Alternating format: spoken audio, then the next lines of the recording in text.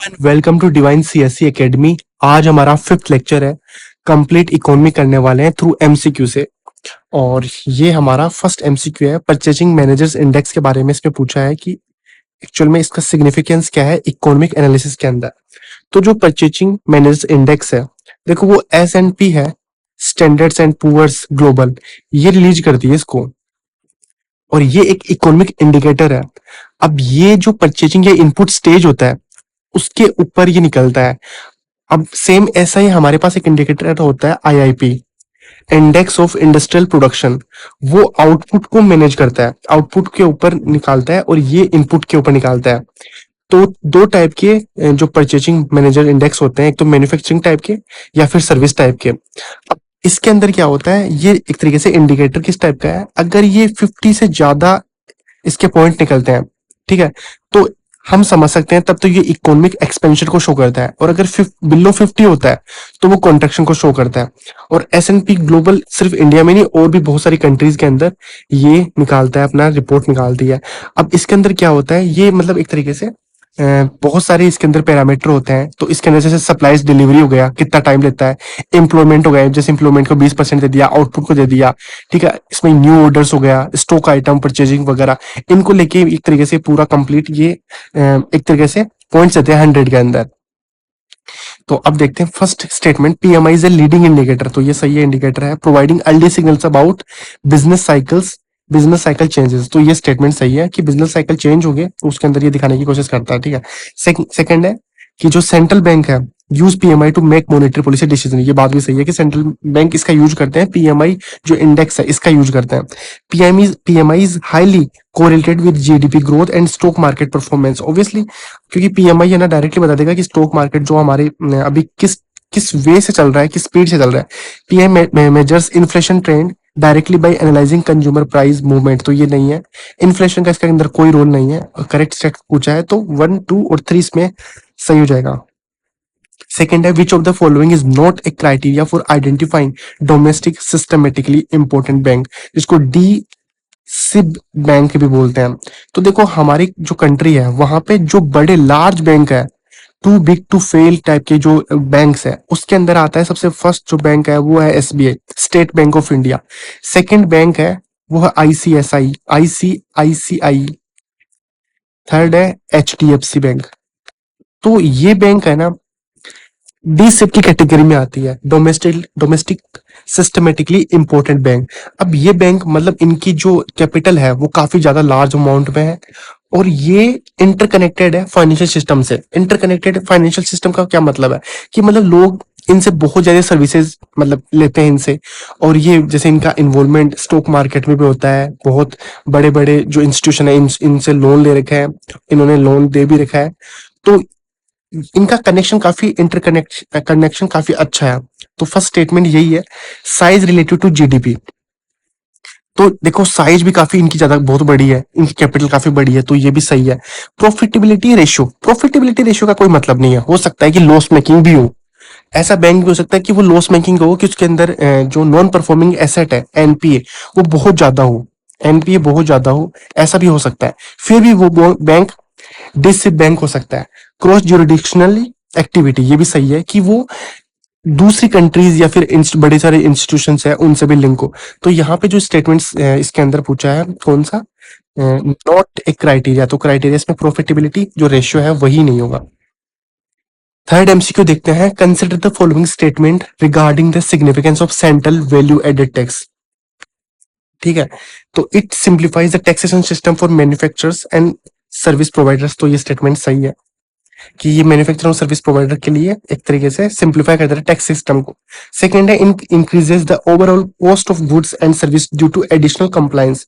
Increase नहीं करता ये स्टेटमेंट गलत है कि इंक्रीज नहीं करता, ओवरऑल कॉस्ट को इंक्रीज नहीं करता। थर्ड है, इट इंकरेज री investment in production and innovation by reducing tax burden. तो स्टेटमेंट सही है कि टैक्स बर्डन कम करेगा तभी तो री इन्वेस्टमेंट कर पाएंगे प्रोडक्शन और इनोवेशन के अंदर।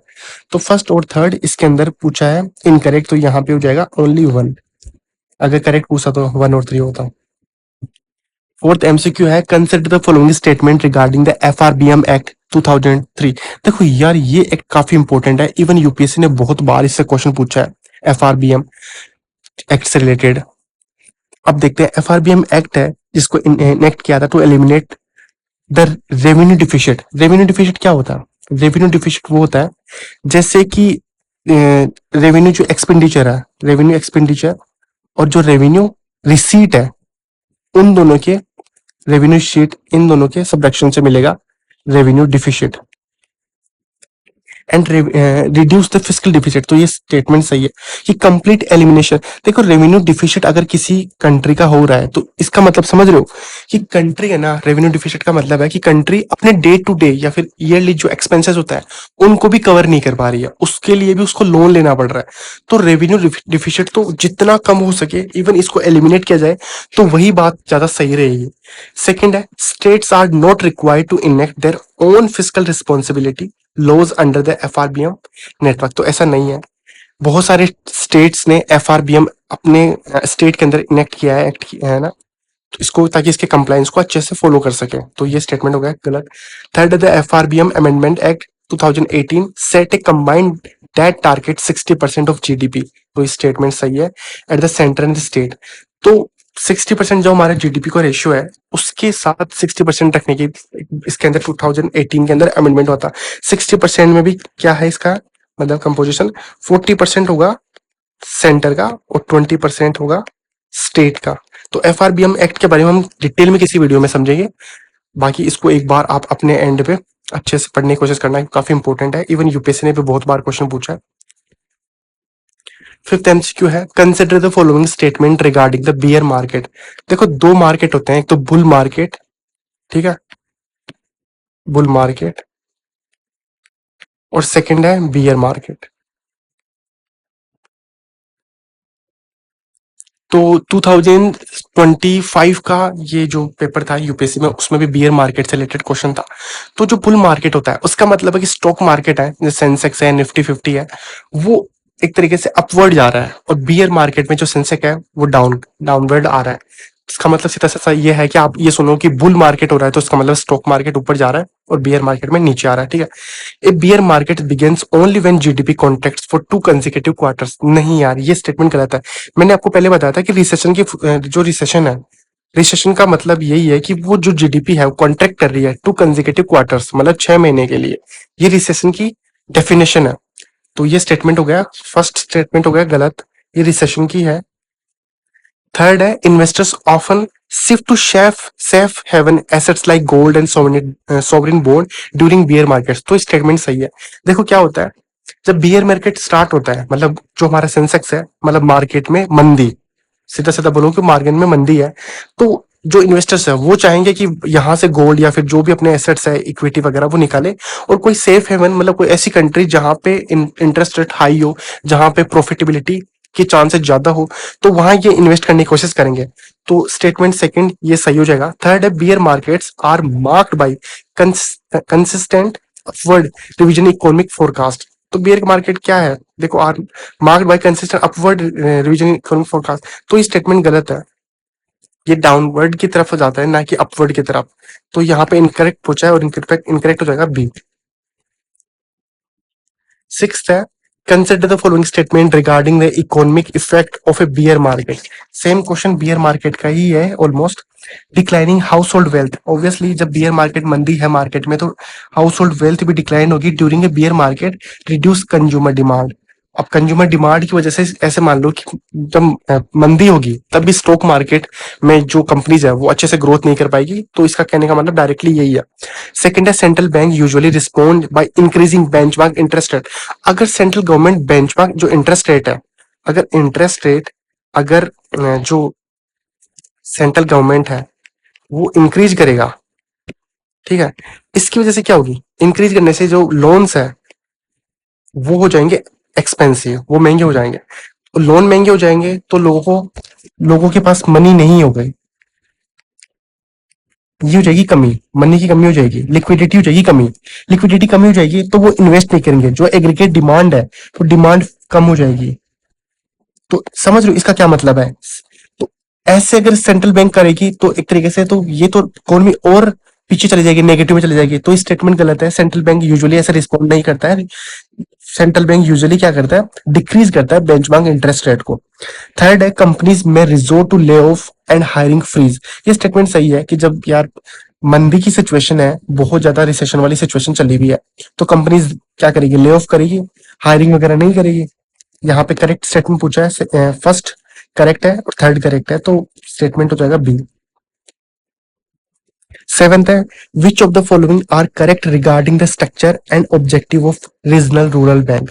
आरआरबी, देखो आरआरबी है ना, ये 1975 में एक प्लान लाया गया था कि आरआरबी स्टेब्लिश होनी चाहिए, रीजनल रूरल बैंक।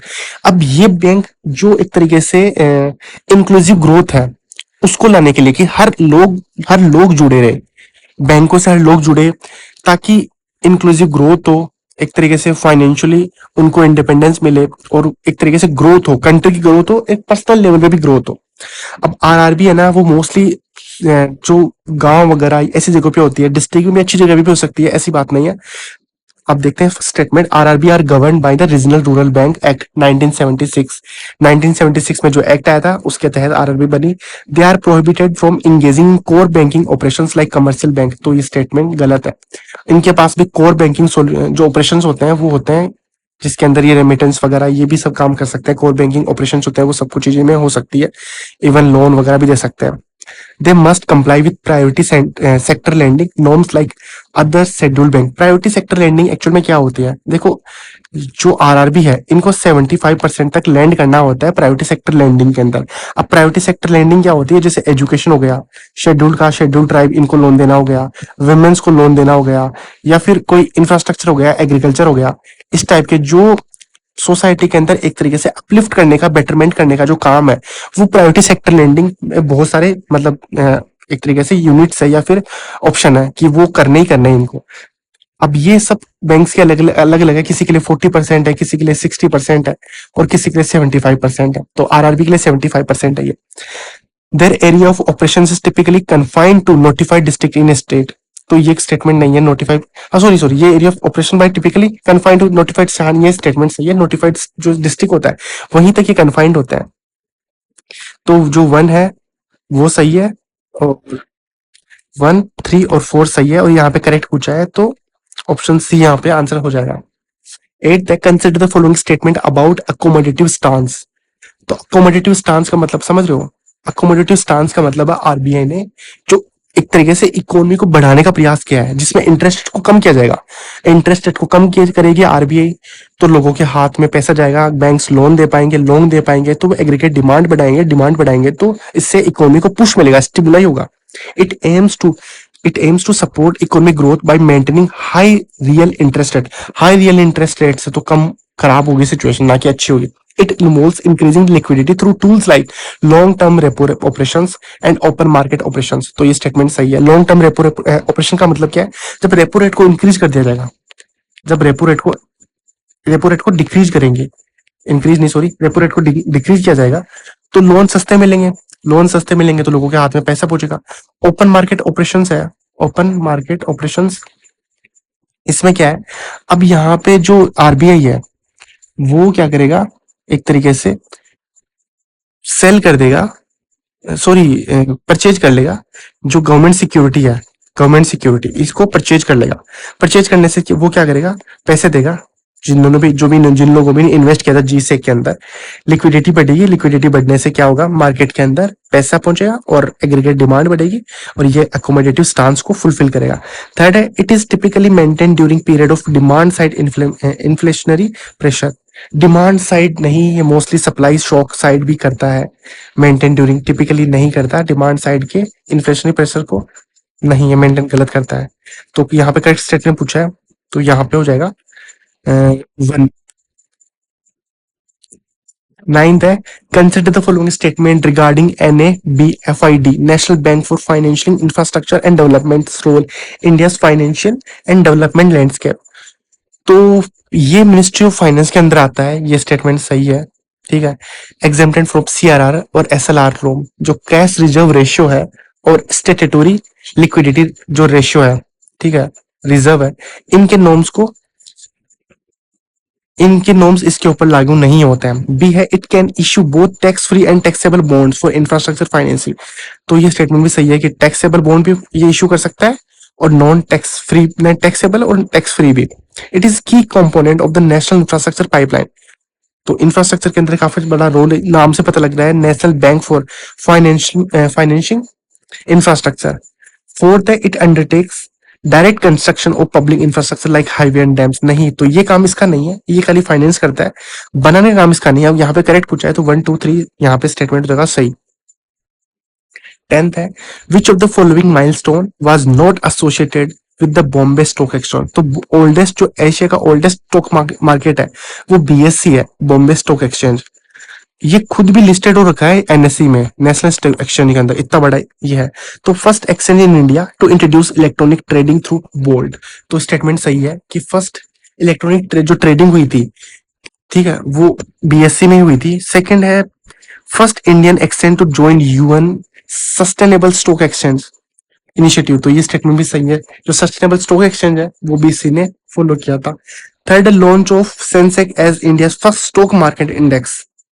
ठीक है, ये स्टेटमेंट भी सही है कि जो फर्स्ट स्टॉक मार्केट इंडेक्स है सेंसेक्स, जिसमें 30 कंपनी जो टॉप कंपनियां होती है उनका इंडिकेटर होता है ये। First exchange to launch a global depository receipt GDR in India. तो ये स्टेटमेंट गलत है। देखो जीडीआर में क्या होता है, जैसे मान लो कि कोई कंपनी है वो फॉरेन इन्वेस्टर से पैसा चाहती है, उनको एक तरीके से कोई बैंक होगा, ये किसी बैंक को अपने जो इक्विटी है, शेयर है, वो किसी बैंक को देंगे और वो बैंक उनके बिहाफ पे पैसे लेंगे फॉरेन इन्वेस्टर से। तो इसको एक तरीके से ग्लोबल डिपोजिटरी रिसीट बोलते हैं। एक ऐसा ही एडीआर होता है। ग्लोबल डिपोजिटरी रिसीट तो केवल पूरी दुनिया में कहीं से भी कोई भी फॉरेन इन्वेस्टर से, सेम ऐसा ही अमेरिकन डिपोजिटरी रिसीट होता है। उसमें जब अमेरिका के जो नेशनल वहां से कोई सिटीजन है उससे पैसे चाहिए हो, तब ये यूज करते हैं अमेरिकन डिपोजिटरी रिसीट। 11th है, यहाँ पे रेवेन्यू डिफिसिट, फिस्कल डिफिसिट और प्राइमरी डिफिसिट के बारे में बात की है। तो रेवेन्यू डिफिसिट क्या है, तो रेवेन्यू एक्सपेंडिचर और रेवेन्यू रिसीट। तो यहाँ पे हो जाएगा ए में 2। अब ए में 2 यहाँ पे भी है, यहाँ पे भी है और यहाँ पे भी है। ठीक है, अब रेवेन्यू एक्सपेंडिचर रेवेन्यू रिसीट ये इसको बोलते हैं। अब ये क्या करेंगे, dissaving in the by the government. तो ये स्टेटमेंट होगा, इंडिकेट करते हैं dissaving by the government, क्योंकि गवर्नमेंट के पास सेविंग ही नहीं है, सीधा सीधा बताता है। तो इसमें 2 में 1 हो गया, तो ये स्टेटमेंट तो सीधा सीधा सही हो गया। फिर भी हम पूरा देखते हैं कि फिजिकल डिफिसिट किसको बोलते हैं।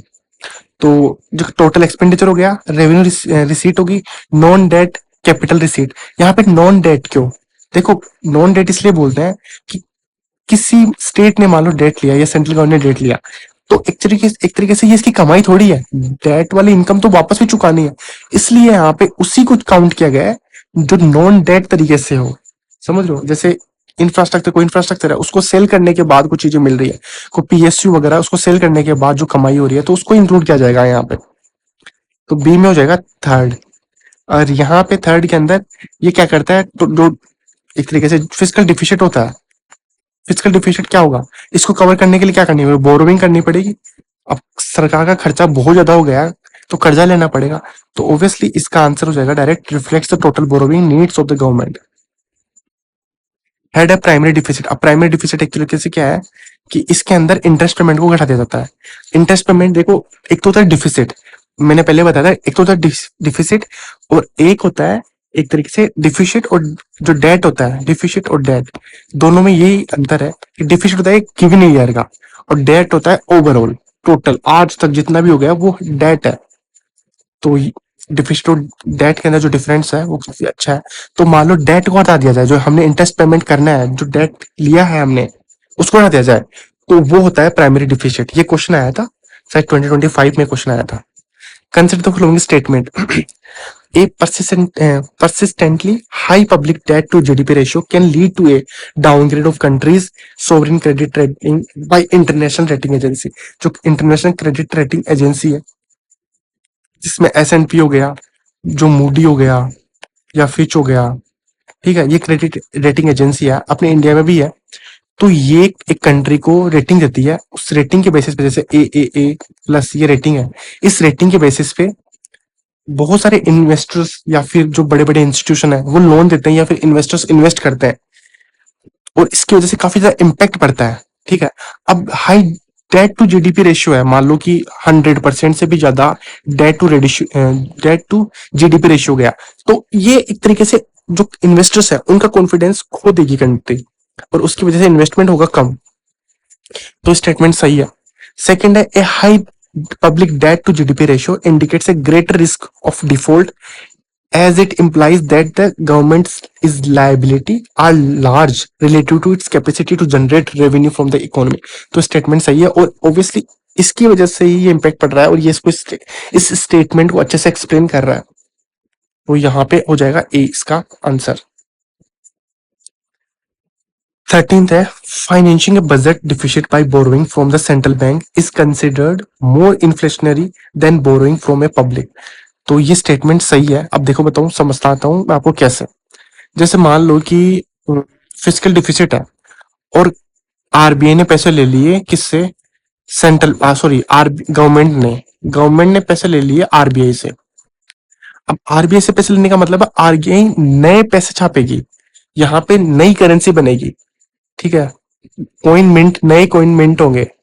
तो इसकी वजह से, क्योंकि नए पैसे आएंगे मार्केट में, और ये मल्टीप्लायर इफेक्ट होके बहुत ज्यादा इन्फ्लेशन लेके आ जाएंगे। तो स्टेटमेंट सही है। Borrowing from the central bank directly increase the stock of high powered money. High powered money है M3, ठीक है, इसमें कोइन करेंसी भी आ जाएंगे हाई पावर्ड मनी के अंदर, और वैसे भी, तो ये भी सही है। थर्ड है, borrowing from the public leads to a crowding of effect with reduce private investment and dampens aggregate demand. तो देखो, मान लो कि आरबीआई से पैसे नहीं लिए गवर्नमेंट ने, और गवर्नमेंट ने ले लिए पैसे पब्लिक से। तो पब्लिक से पैसे लेने का क्या मतलब, पब्लिक के पास लिक्विडिटी हो जाएगी कम, तो एग्रीगेट डिमांड तो पहले कम हो गई। अब पब्लिक के पास पैसे नहीं है, पब्लिक ने गवर्नमेंट को दे दिए। अब इसकी वजह से क्या होगा, गवर्नमेंट सॉरी पब्लिक है ना, वो क्या करेगी, पैसे लेगी बैंक से। बैंक से पैसे लेने की डिमांड बहुत ज्यादा है, तो बैंक क्या करेगा, इंटरेस्ट रेट बढ़ा देगा। इंटरेस्ट रेट जो बैंक बढ़ा देगा, उसकी वजह से क्या होगा, जो प्राइवेट इंस्टीट्यूशंस है या और कोई भी बहुत सारे जो प्राइवेट इन्वेस्टर्स है, वो मान लो कोई कंपनी या फिर कोई फैक्ट्री लगाना चाहते हैं, उनको भी जो हाई इंटरेस्ट रेट पे लोन मिलेगा, जिसकी वजह से क्या होगा, लोन हाई इंटरेस्ट रेट पे मिलने की वजह से उनको लोन आसानी से मिलेगा नहीं। और जब हाई इंटरेस्ट रेट पर जब लोन मिलता है, तो कंपनियां एक तरीके से लोन लेना नहीं चाहती। इसकी वजह से क्या होगा, इकोनॉमी जो पुश होने वाली थी वो लूज कर देगी। तो स्टेटमेंट भी सही है, ठीक है। पर ये दोनों स्टेटमेंट, इसमें से ये जो स्टेटमेंट सेकंड और स्टेटमेंट थर्ड करेक्ट है, बट सेकंड जो स्टेटमेंट है केवल वही इसको एक्सप्लेन कर रहा है, फर्स्ट एक्सप्लेन नहीं कर रहा है। थर्ड स्टेटमेंट इसको एक्सप्लेन नहीं कर रहा है, फर्स्ट को, समझ रहे हो। तो यहाँ पे हो जाएगा answer B. 14th state MCQ है, the goods and service tax is design to mitigate the cascading effect of taxes.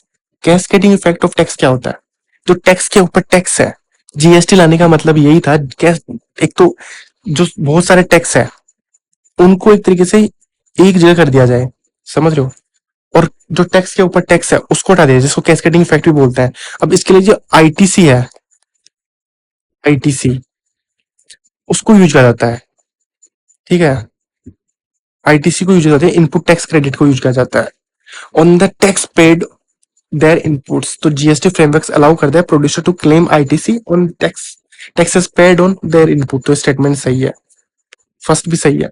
GST is destination based tax. तो डेस्टिनेशन बेस्ड टैक्स का मतलब है कि जहां पे कंजप्शन होगा वहीं जीएसटी जाएगा, ठीक है, वहीं डीएसटी देना होगा। Where the tax revenue is accrued to the consuming state. अब ये दोनों स्टेटमेंट सही है, पर याद रखना कि जो इनपुट टैक्स क्रेडिट है यही इसको एक्सप्लेन कर रहा है कैस्केडिंग इफेक्ट को।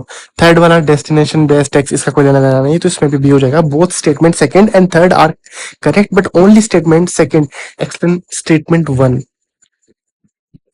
अब यहाँ पे ये क्वेश्चन बार बार क्वेश्चन आया है, जो फ्रिक्शनल अनएम्प्लॉयमेंट है largely voluntary and indicates a dynamic labour market where individuals are transition between jobs to find better skill match. तो जो स्किल की वाली बात है, ठीक है, ये स्किल वाली बात है, ये स्ट्रक्चरल जो अनएम्प्लॉयमेंट होता है उसके अंदर होता है, और जहां पे चेंज करते हैं, जॉब चेंज करते हैं, ठीक है, वो साइक्लिकल टाइप के होते हैं। स्टेटमेंट हो गया गलत। सेकंड है, structural unemployment in India is primarily a result of business cycle. तो स्ट्रक्चरल बिजनेस साइकिल में नहीं होती fluctuation very aggregate demands fall due to events like कोविड-19 तो नहीं है। स्ट्रक्चरल जैसे एआई वगैरह आ गया, ऑटोमेशन हो गया तो उनको लिखे है। थर्ड है disguise unemployment prevalent in the Indian agriculture sector is characterized by marginal productivity of labor that is near zero और नेगेटिव। तो स्टेटमेंट हो गया सही। यहाँ पे करेक्ट स्टेटमेंट पूछा है तो डिस्गाइज अनएम्प्लॉयमेंट होता है जो एग्रीकल्चर है तो उसके अंदर होता है, छुपी हुई बेरोजगारी बोल रहे हैं इसके अंदर। तो स्टेटमेंट 3 सही है, यहाँ पे ए हो जाएगा इसका आंसर। तो आज के लिए इतना ही, मिलते हैं हम नेक्स्ट वीडियो में, तब तक ले जय हिंद जय भारत।